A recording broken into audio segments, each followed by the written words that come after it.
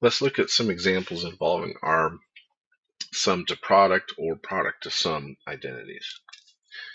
In this first example, we want to simplify the expression, the quantity sine of 3x plus sine of 11x divided by the quantity cosine of 3x plus cosine of 11x. So as we look at this whole fraction, we don't really have an identity for the whole thing. But if I look at just the numerator, that looks like that's going to be sine of A plus sine of B.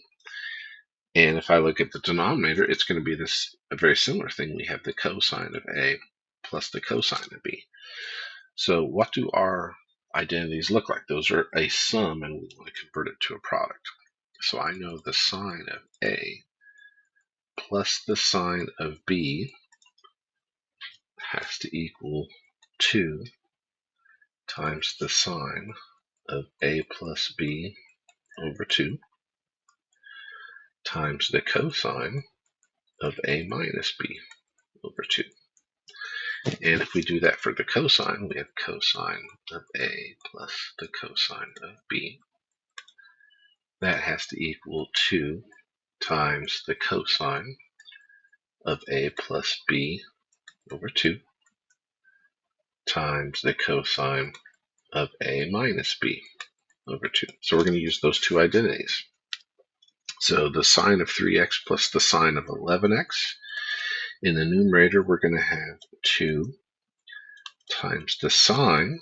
So now we need to do the A plus B over 2. The A is a 3x, the B is an 11x. So 3x plus 11x over 2. So we have 2 times the sine of 3x plus 11x over 2 times the cosine of 3x minus 11x over 2.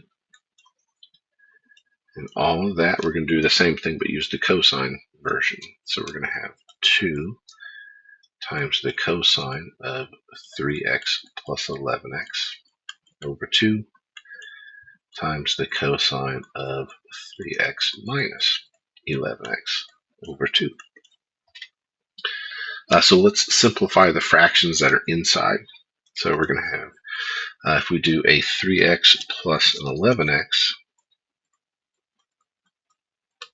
over 2, so 3x plus 11x is 14x divided by 2, so that's really going to be a 7x. And if we take a 3x minus an 11x over 2, 3 minus 11 is a negative 8, so we have a negative 8x over 2, which is going to be a negative 4x. So we're going to have 2 sine of 7x cosine of a negative 4x divided by 2 times the cosine of 7x times the cosine of a negative 4x. And we see some nice things here. We have a 2 in the numerator, and in the denominator, they're both going to cancel out. We also have a cosine of a negative 4x in the numerator and the denominator, so they cancel out. And so we're just left with the sine of 7x over the cosine of 7x, and that fits one of our reciprocal or our quotient identities. We know that sine over cosine is tangent.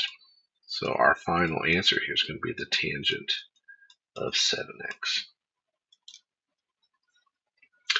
All right, let's try one more example here. We have 8 times the cosine of 37.5 degrees times the sine of 7.5 degrees.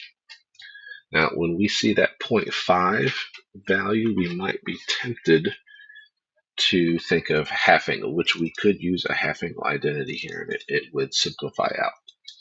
But instead, let's also think of this in terms of our product to sum. We have the cosine of A times the sine of B, right? Those are different values. A is the 37.5, B is the 7.5.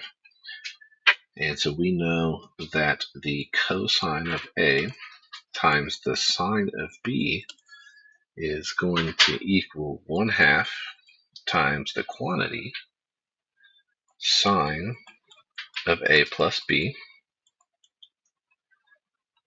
minus the sine of A minus B. Okay, so it's kind of this long expression here, but that's okay. So, and the 8 that's out front here, if there's an 8 or any number in front there, we could just think of that as being in front of the identity. So it's 8 times a half. All right, so 8 times the cosine of 37.5 degrees times the sine of 7.5 degrees, we could rewrite as 8 times a half times the quantity sine, and for a plus b, we're going to have 37.5 plus a 7.5, and then minus the sine of a minus b, so we're going to have 37.5 minus a 7.5. Well, the 8 times a half, that's just a 4. And then we have sine of 37.5 plus a 7.5. Actually, it just turns out to be 45 degrees. So we're taking the sine of 45 degrees minus the sine of 37.5 minus 7.5. When we do that subtraction, we're just going to get 30 degrees. So we're looking at the sine of 30 degrees. So I have 4 times the sine of 45 degrees minus the sine of 30 degrees.